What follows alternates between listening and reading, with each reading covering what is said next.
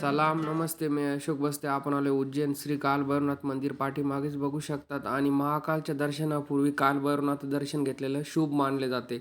उज्जैनमधील काल भैरव मंदिर हे शिरपा नदीकाठी असलेले एक प्राचीन आणि प्रसिद्ध मंदिर आहे, जे भगवान शिवाच्या उग्र रूपाला समर्पित आहे, जिथे मूर्तीला मध्य अर्पण करण्याची अनोखी प्रथा आहे.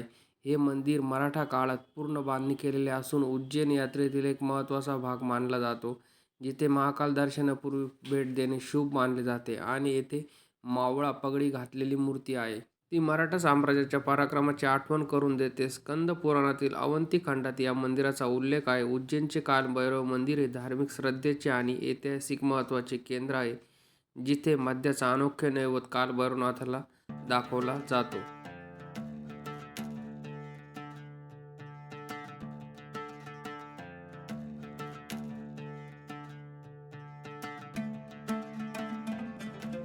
जय श्री महाकाल यांचे सेनापतीच म्हणजे काल भैरवनाथ मंदिराचे येथे दर्शन झाले आणि आता आम्ही निघालो जय महाकालच्या दर्शनाला. त्यापूर्वी आम्हाला लागली सर्वांना भूक, तर चला पहिले जेवण करून घेऊया.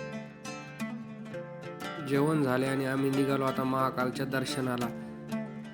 उज्जैन हे मध्य प्रदेशातील शिरपा नदीच्या काठावर वसलेले एक प्राचीन आणि पवित्र शहर आहे, जे महाकालेश्वर ज्योतिर्लिंगासाठी जगप्रसिद्ध आहे आणि 12 ज्योतिर्लिंगापैकी एक आहे, जेथे दर 12 वर्षांनी सिंहस्थ कुंभमेळा भरतो. हे शहर प्राचीन भारतात एक मोठे साम्राज्य होते, ज्याला अवंतिका, विशाला यासारख्या नावाने ओळखले जात असे. तसेच हे खगोलशास्त्र आणि राजा विक्रमादित्य यांच्याशी संबंधित आहे. येथे महाकालेश्वर, काल भैरव, मंगलनाथ, संदीपनी आश्रम, भुर्तरी गुंफा यासारखी अनेक महत्त्वाची मंदिरे आहेत आणि धार्मिक स्थळे आहेत. जय श्री महाकाल यांची शृंगार आरती बघूया. ज्योतिर्लिंगापैकी महाकालेश्वर मंदिर हे दक्षिणाभिमुख असलेले एकमेव ज्योतिर्लिंग आहे, जेथे भस्म आरती प्रसिद्ध आहे आणि याला अमरत्व प्रदान करणारे स्थान मानले जाते.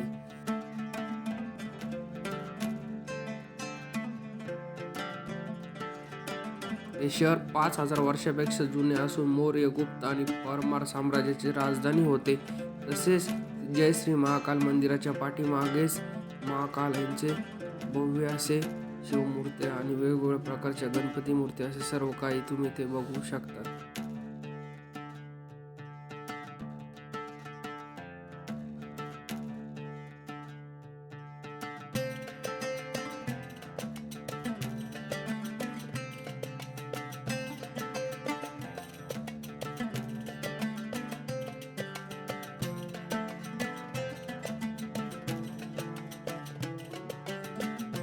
आणि उज्जैनमध्ये मी महाकालचं दर्शन केलं, काल भैरवनाथ दर्शन केलं. त्यानंतर मला लागली भूक लागल्यानंतर मी विचार केला काहीतरी वेगळं खाऊ, पण विचार वेगळा करायची गरज नाही मित्रांनो. सायबा टूर्स अँड ट्रॅव्हल्स मध्ये त्यातच सर्व इन्क्लूड आहे.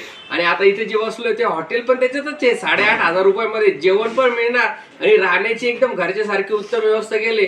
आणि भाऊंबद्दल बोलायचं तर देवरे भाऊंबद्दल बोलायचं म्हणजे असं आहे की वाटतच नाही आपण काही टूर बद्दल आहे. भावा सारखेच आहे आणि सर्व काही फॅसिलिटी. मी आज माझे आई वडील भाऊ बहीण सोबत आलेलो आहे आणि इथे जेवणाची उत्तम व्यवस्था केलेली आहे. सकाळी पण नाश्ता केला मी आणि आता जेवणाला जर म्हटलं तर पनीर सब्जी, शेव मसाला आहे, त्याच्यानंतर स्वीट आहे, अनलिमिटेड गरमागरम चपाती, कांदा, लिंबू आणि बिस्लरी बॉटल जे पाहिजे ते.